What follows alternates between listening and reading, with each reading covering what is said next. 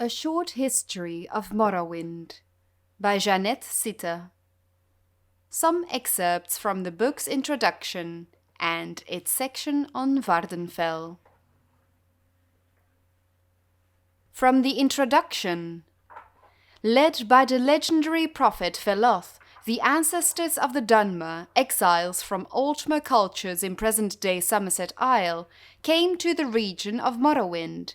In earliest times, the Dunmer were harassed or dominated by Nord sea raiders. When the scattered Dunmer tribes consolidated into the predecessors of the modern Great House clans, they threw out the Nord oppressors and successfully resisted further incursions. The ancient ancestor worship of the tribes was in time superseded by the monolithic tribunal temple theocracy, and the Dunmer grew into a great nation called Resdain. Resdain was the last of the provinces to submit to Tiber Septim. Like Blackmarsh, it was never successfully invaded, and was peacefully incorporated by treaty into the empire as the province of Morrowind. Almost 4 centuries after the coming of the Imperial Legions, Morrowind is still occupied by Imperial Legions, with a figurehead Imperial King, though the Empire has reserved most functions of the traditional local government to the ruling councils of the 5 great houses. On Vvardenfell District. In 3E414, Vvardenfell territory, previously a temple preserve under imperial protection, was reorganized as an imperial provincial district. Vvardenfell had been maintained as a preserve administrated by the temple since the Treaty of the Armistice, and except for a few great house settlements sanctioned by the temple, Vvardenfell was previously uninhabited and undeveloped. But when the centuries-old temple ban on trade and settlement of Vvardenfell was revoked by King of Morrowind, a flood of imperial colonists and Great House Dunmer came to Vvardenfell, expanding old settlements and building new ones. The new district was divided into Redoran, Hlalu, Telvanni and Temple districts, each separately administrated by local house councils, or temple priesthoods, and all under the advice and consent of Duke Dren and the district council in Ebonheart. Local law became a mixture of house law and imperial law in house districts, jointly enforced by house guards and legion guards, with temple law and imperial law enforced in the temple district by ordinators. The temple was still recognized as the majority religion, but worship of the 9 divines was protected by the legions and encouraged by imperial cult missions. The temple district included the city of Vivec, the fortress of Ghostgate, and all sacred and profane sites, including those blighted areas inside the Ghost Fence, and all unsettled and wilderness areas on Vvardenfell.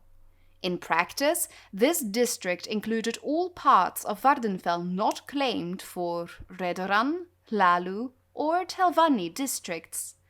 The temples stubbornly fought all development in their district and were largely successful. House Hlalu, in combination with imperial colonists, embarked on a vigorous campaign of settlement and development. In the decades after reorganization, Balmora and the Ascadian Isle regions have grown steadily. Caldera and Pelagiat are completely new settlements, and all legion forts were expanded to accommodate larger garrisons. House Telvanni, normally conservative and isolationist, has been surprisingly aggressive in expanding beyond their traditional tower villages. Disregarding the protests of the other houses, the temple, the duke, and the district council, Telvanni pioneers have been encroaching on the wild lands reserved to the temple. The Telvanni council officially disavows responsibility for these rogue Telvanni settlements, but it is an open secret that they are encouraged and supported by ambitious Telvanni magelords. Under pressure from the temple, conservative House Redoran has steadfastly resisted expansion in their district. As a result, House Redoran and the temple are in danger of being politically and economically marginalized by the more aggressive and expansionist Lalu and Telvanni interests.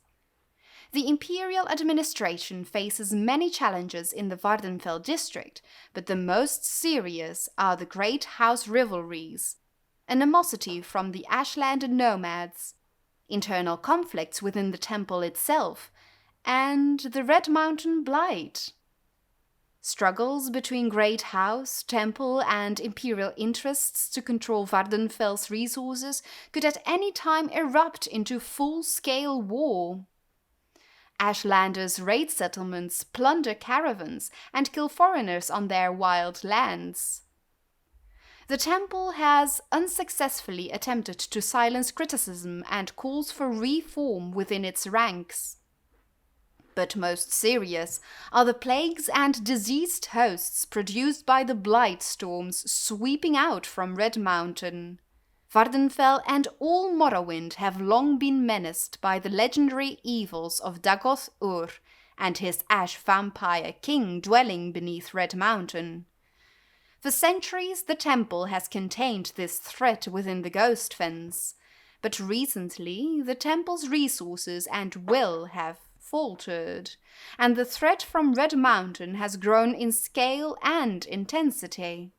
If the Ghost Fens should fail and hosts of blighted monsters were to spill out across Vardenfell's towns and villages, the Empire might have no choice but to evacuate Vardenfell district and abandon it to disease and corruption.